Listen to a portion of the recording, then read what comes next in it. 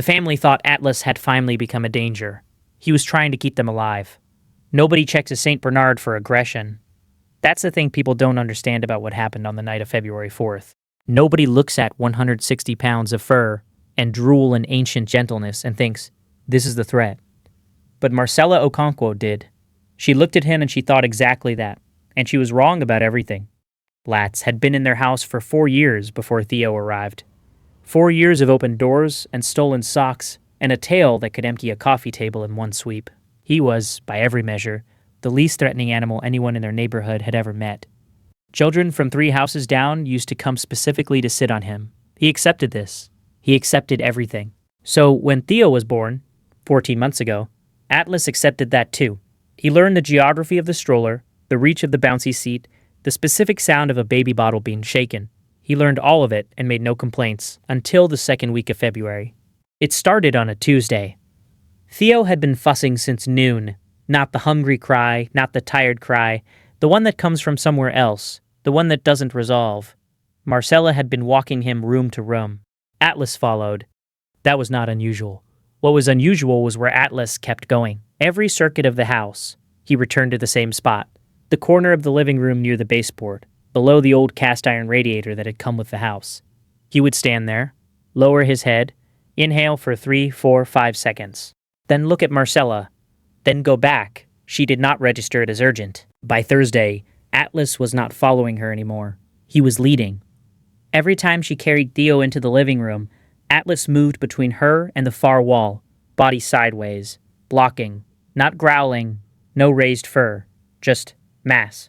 14 months of watching this dog, and she had never seen him use his body that way.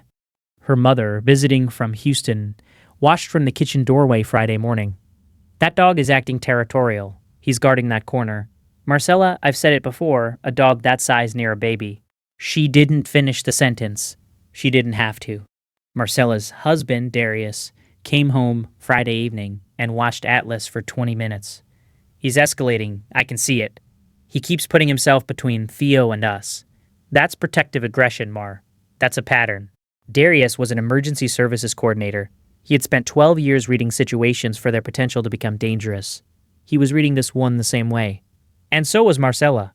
And so was her mother. 3 people with 3 different kinds of expertise, all looking at the same dog and reaching the same conclusion. That is the thing about confirmation bias. It feels like evidence. Saturday morning. Atlas did not come inside after his walk. Darius closed the back door.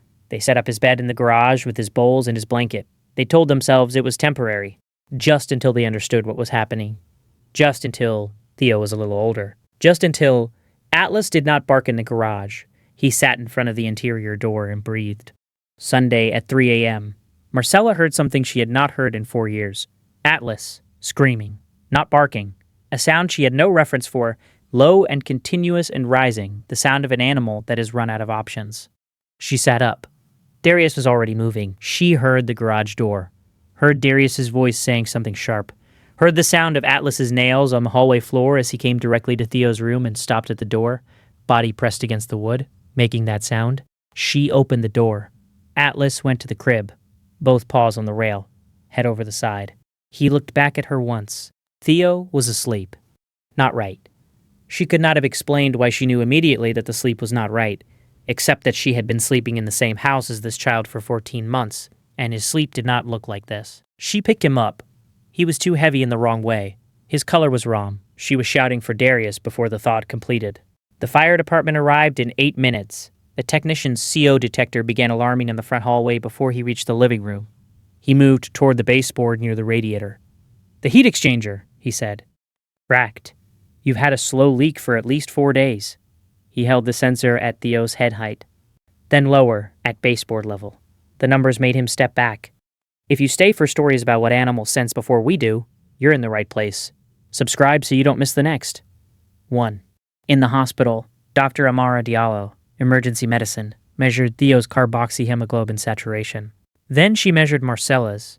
Then Darius's. She looked at the numbers and said something very quietly to the nurse beside her. To Marcella, she said, "Your son's levels were approaching the threshold for neurological injury. The adult levels were already there. You were symptomatic and didn't know it. Headache, mild confusion, A sense that something was wrong, but nothing you could name.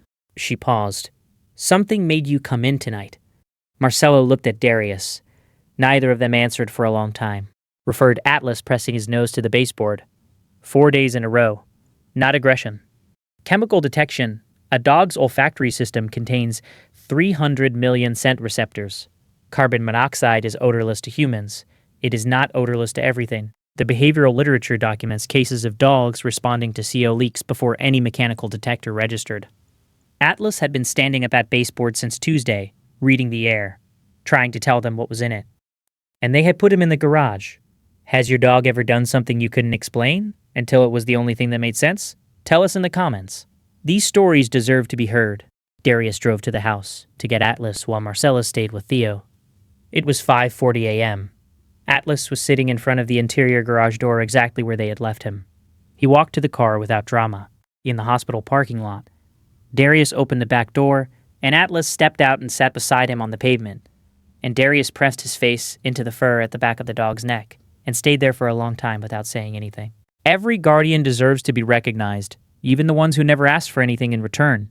If stories like this matter to you, subscribe so you never miss the next one. They did not go back to that house for 6 days while the heat exchanger was replaced and the air was tested and tested again. Atlas slept across the threshold of Theo's temporary bedroom in Marcella's mother's apartment. He slept there every night. When they finally drove home, he walked through the front door ahead of them, went directly to the corner by the radiator, and inhaled for a long time. Then he turned around and lay down on the floor beside Theo's bouncy seat. The next story is about a dog who refused to let a family leave the house. One morning, they thought he was being difficult. He was saving them from what was already in the driveway. Atlas exhaled once. His chin came down to his paws. His eyes stayed open, watching the room. The same room he had been watching for 4 days before anyone thought to listen.